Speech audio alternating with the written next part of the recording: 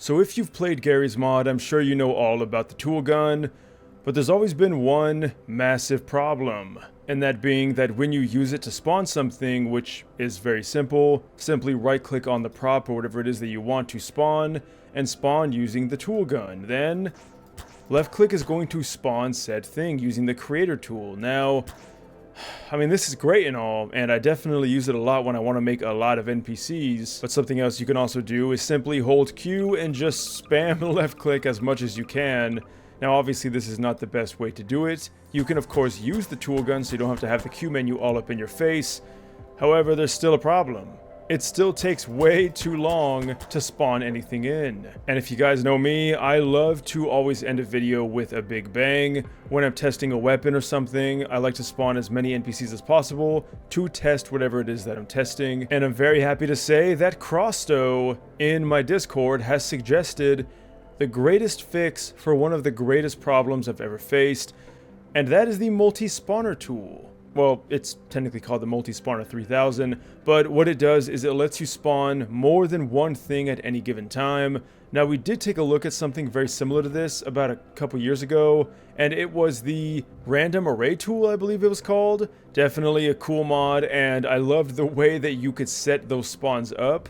But it's also a little bit more complicated, although it is still technically a fix to that problem. This one, however, is a lot more simplistic because all you gotta do is simply put in the NPC name or prop name that you want to spawn.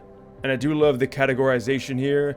We have a line for entities like NPCs, we have one for models or props, we have one for the vehicle scripts for, I assume, vehicles, and we even have one for weapons. So overall, a lot of cool stuff. You can then choose how much you want to spawn and the spacing between the spawns. So if I go into the C mode here to show you guys so that the Q menu is not in the way, now we get a good look at how the spacing looks and the count, which can get kind of ridiculous. Alright, let's see what it looks like. This is just the citizen, and would you know, it works just fine. I also like how it does give you the variation of all the different citizen models instead of just the exact same one. That's definitely a nice touch, and you know what's really cool? They're in a perfectly straight line. You couldn't get more accurate than this, and I really do like that, because a lot of the times, the presentation's everything, or of course, if I'm testing the penetration of a weapon, this is going to make it as good as I could possibly ever get it. And if you thought that wasn't good enough, check it out, because when you do spawn them in, they're all technically considered one entity or one unit. So if I were to go ahead and undo, it's gonna remove all of them. Now that could be seen as kind of a pro and a con. Maybe I spawned too many and I can just use the undo button to get rid of them individually. However, I would rather just do this. The next thing that you can control is the rows, and well, unfortunately this is not going to work in the specific structure that we have set up. We're going to have to change it. How do we change it? Well, I'm glad you asked, because all we got to do is simply pop down this menu and we can choose an entire array of different shapes. Here we have the hexagon. You can see a perfect circle. That is so cool, man. I am really glad that this was suggested to me now, because I am probably never going to delete this mod. We have a heart. Oh my god, that is a massive... Well, I'm gonna be honest, that doesn't really look like a heart from here. Okay, we're going to keep this PG. Let's go ahead and pull the spacing back. That is certainly too far. For some reason, the heart seems to be incredibly large. There we go. Wow. Now that is something to look at. We also got things like a double line, which... I don't even know why you would want to do this, but, they look a little too close for comfort. However, it's good for testing grouping mods like explosives, so...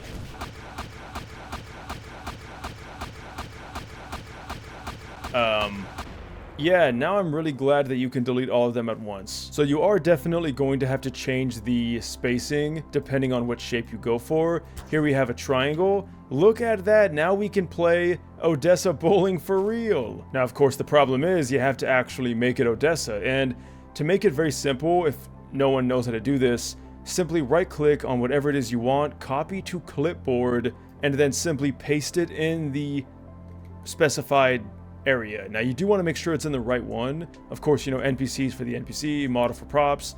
You guys know the deal.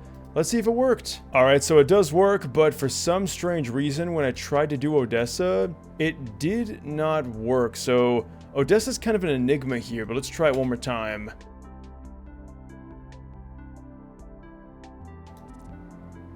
And if we try to go ahead and do the zombie, we're going to find out that it also works. And I did it there with no cuts, just so you guys can see exactly how easy it is.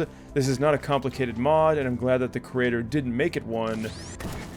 And now we can do whatever we want. If you wanted to play bowling, which of course it's not Odessa, but I'm gonna try my best anyway. I don't think that was a great score. Let's try a spiral.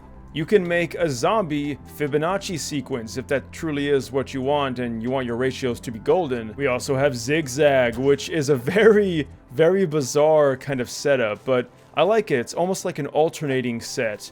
And this is just one of the many. I mean, I'm not going to go through all of these because this will be like a 20-minute video, but I will quickly try to go through some of them. Here we have arrow inverted. It's like a more diagonal kind of setup. Here we have an X. Well, wait.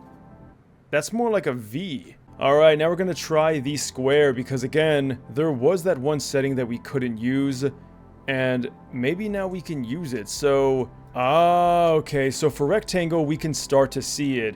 It's almost as if you can change the length of the rectangle. So you can see there's like a slightly longer rectangle. He's a very long one. And yeah, it's very nice to see NPCs in this really nice, orderly fashion. You couldn't pay me to make it even half as good as this if I tried. Alright, so that pretty much is the gist of it. There really is a lot of different things. I'll just again go through some of them. There's a plus. We got rectangle again. We got semicircle, if that's really your style. We have single. That's right. We have single.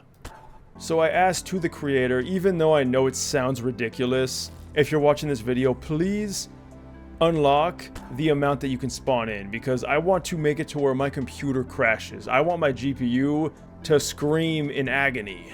Now, obviously I don't, but I do like the idea of just having that full control. Now, of course, it's not the end of the world. You can just simply spawn multiple groups of, what is it? Is it 40?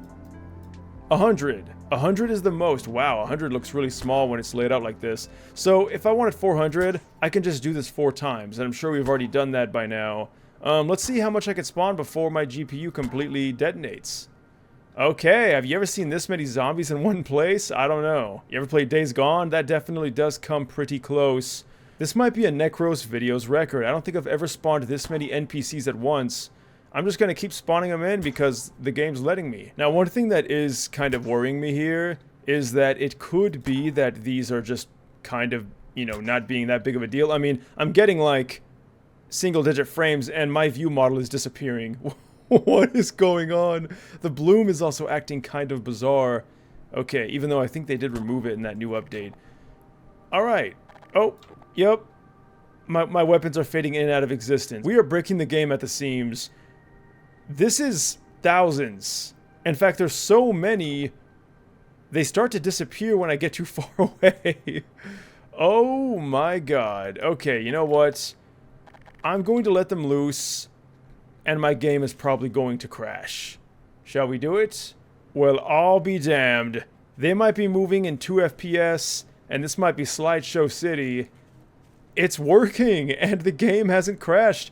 Although I don't think we've aggroed all the zombies quite yet. This is probably not a great viewing experience. Now, if you end up getting stuck and you can't go into that Q menu, again, Z is your friend. Look at how quick I can get rid of all of them. I also just realized that the setting I was talking about before is the rows, which I completely skipped over because there's 2 different specific settings for the rectangle or the triangle. Alright, now what if you don't want to have to constantly right-click and copy and paste, and sometimes that won't even work. Like I tried doing it for the models, I'm probably doing something wrong.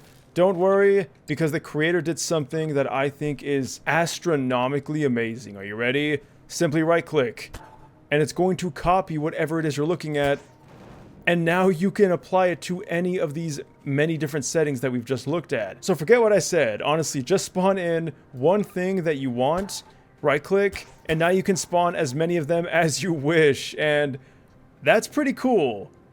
I was doing it the hard way for some reason, I don't know why. Now, of course, again, just like with the NPCs, you can delete the entire group, and you can do pretty cool things like this. You can just go ahead and grab this, bring it down a bit, spawn some more in. Now, you do want to be careful because with props, there will be collision, and unlike NPCs, they're not going to phase through each other, so you want to make sure that the amount of props that you spawn in is somewhat relative to the spacing that you put. Otherwise, they're going to go flying everywhere, but that's a pretty big explosion if I've ever seen one. Let's go ahead and test it out. And voila! This is Gmod at its finest. So hey, if you're tired of constantly spawning things in, why not give this tool a try and really make your life a lot easier? I am so glad, again, that I was suggested this because I'm, again, never going to remove this. I'm going to use it whenever I can. But I'd love to hear what you guys think down below. Leave a like, subscribe, you know what to do. Use code NECROS94 when you buy G Fuel. Save 20% off. I want to thank you for watching this until the end. And until next time, my friends, farewell. One more time.